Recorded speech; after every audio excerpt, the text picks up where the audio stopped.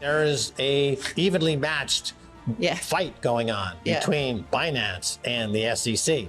It's not evenly matched. CZ lost from the moment that these proceedings began.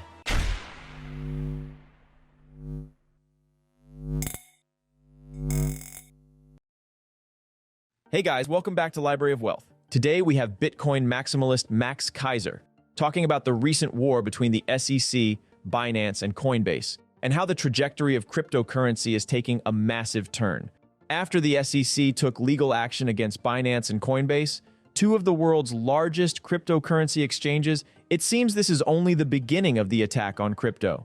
Just yesterday, the market share for Binance US dropped all the way to 1%, down 94% since June 6th. This comes on the heels of the SEC threatening to freeze assets on the exchange.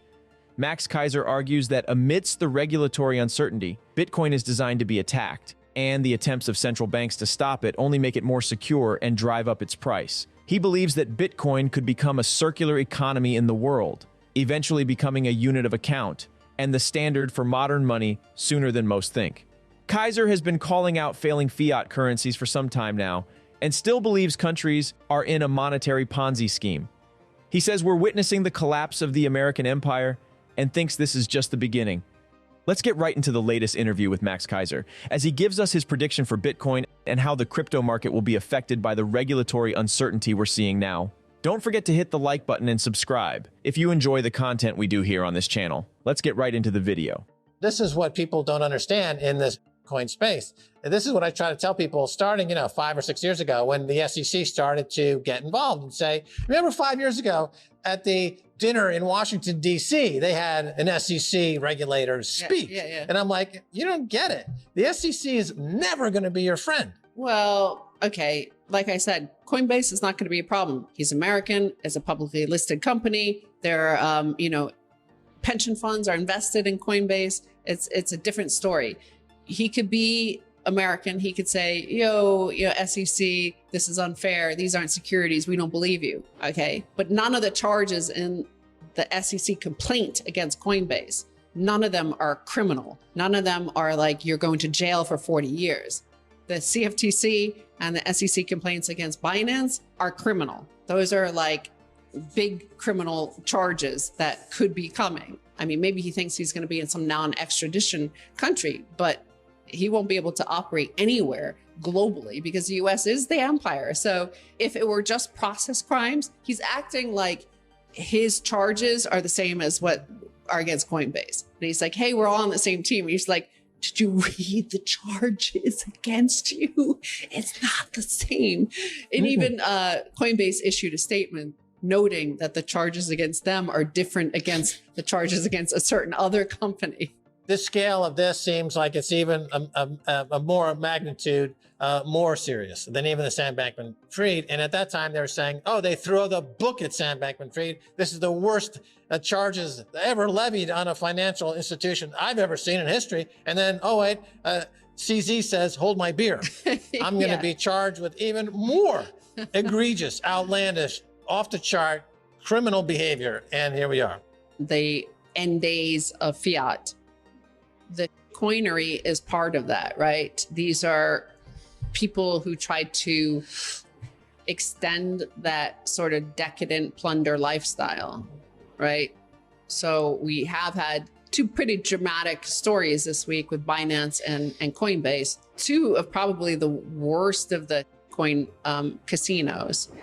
I saw a friend's Coinbase app, and it truly is grotesque, right? They truly push their users into coins. Like this notion that of certain people that used to be Bitcoiners who are now prominent VCs in the coin space, somehow these companies helped onboard Bitcoiners. It's totally fallacious. If you look at their actual apps and the navigation on their site, they're navigating you towards the lowest return. Like if you're into a casino, just casinos do that psychologically. They push the losers to the slot machines where they're going to lose like all their quarters, right? So they push the losers there. The wealthiest enter the casino and they go to the poker table and there's a little bit more skill maybe involved. And there's a the odds are less against them than with the slot machines.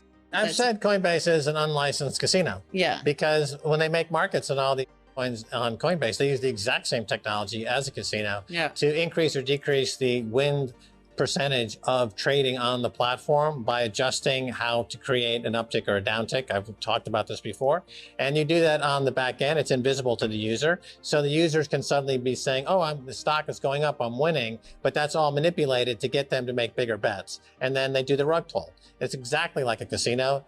Coinbase is a casino, full stop. And in California, you're not allowed to operate a casino. They should either go to Nevada, where casinos are legal, and get a gambling license, or they should get closed down. They should stop. Well, they should stop using like Bitcoin as a, they pretend they're Bitcoin, and then actually it's, like I said, like people show up at the casino and they know they're going to lose the 10 or 20 or 30 or 40, $50 they put into the one-armed bandit. They're not going to get it back. They just put it in there, and something brings them joy, all the noises and maybe a free cheap drink or something like that. They like it. There's something that gives them pleasure from it, and people like losing their money. So I'm not going to stop people from doing that. We don't want to encourage it here, because if you're building a culture and you're building a Renaissance 2.0, let them go to Dubai, let them go to Vegas, let them go somewhere like that. But with the Coinbase is a very simple lawsuit by the SEC saying, they were offering unregistered securities, their staking products, yield products, all of that stuff. It's going to be settled easily relative. The Binance stuff, like between CFTC and SEC, and many believe that based on the actual content of the charges against them from both the CFTC and the SEC, that there is obviously criminal charges coming from the Department of Justice, because you were a broker, yourself, the securities laws, and those are criminal violations. Like the wash trading was like, anybody could see it. Everybody could see, we all knew, like everybody pointed out, it was open. People on Bitcoin Twitter said, oh, there's all this wash trading happening on Binance, which is very illegal. There's nothing even like, there's no easy excuse of like, oh, I forgot to file my taxes or whatever. Like you left a line out on your tax form, and it's not like a process crime like that. It's like intent. Like it's hard to like accidentally have 55% of your volume be wash trading. It's like, that's intent, right? So those could be more serious. So it'll be interesting to see.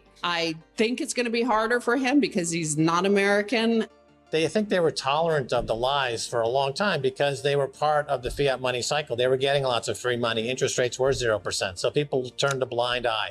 But now that rates are higher and inflation's kicking in, and people are actually like thinking, wait a minute, this isn't working the way we thought it was going to work. Keiser says the adoption of Bitcoin as a currency offers a stable monetary policy that cannot be manipulated by central banks, making it an attractive alternative to traditional currencies.